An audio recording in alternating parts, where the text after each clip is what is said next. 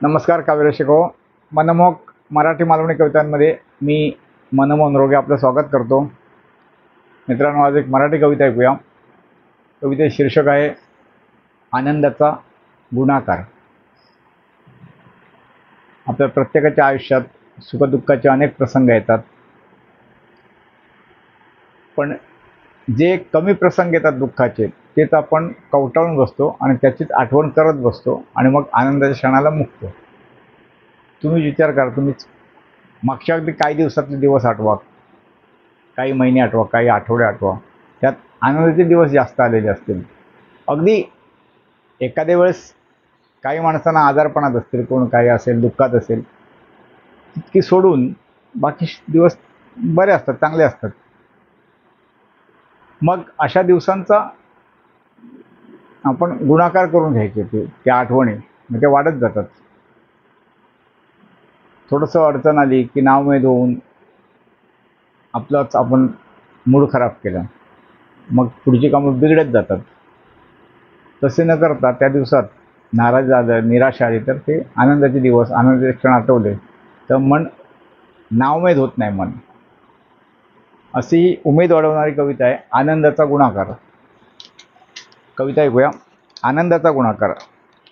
दैनंदिन जीवनात किती येवो दुःख कष्ट, दैनंदिन जीवनात किती ओ दुःख कष्ट, होऊ नये नाउमेद, मन ठेवावे संतुष्ट. स्वप्न पाहण्यास मोठी काय हरकत आहे, स्वप्न पाहण्यास मोठी हरकत काय आहे, पूर्ण करण्यास मात्र यत्न धीर हवा आहे. आता इन्स्टंट जमाना आहे, झटपट. तर प्रत्येक गोष्ट झटपट इन्स्टंट मिळत नाही, हे लक्षात घ्यायला हवं.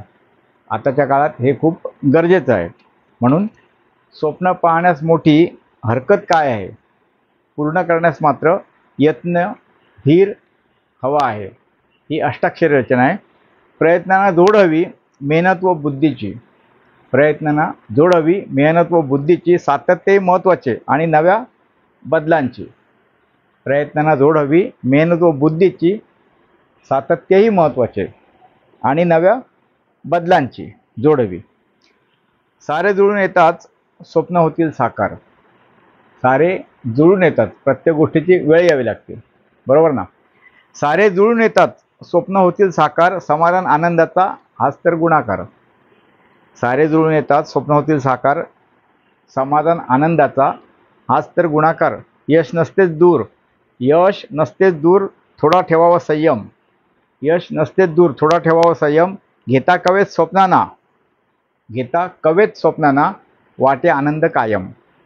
यश नसतेच दूर, थोडा ठेवावा संयम, घेता कवेत स्वप्नांना, वाटे आनंद कायम. मित्रांनो, ही कविता कशी वाटली, तुम्हाला आवडली असेल लाईक द्या. तुमचे काय अनुभव असतील किंवा कविता कशी वाटली ते कमेंट करून नक्की कळवा. तुमच्या मित्रमंडळींना पाठवा. कोणाचं मन नाराज असेल तर त्याला कवितेने उमेद मिळाली, तर कवितेचं चित झालं. कोण नवीन असेल किंवा कोणात राहिलं असेल, चॅनल सबस्क्राईब करा.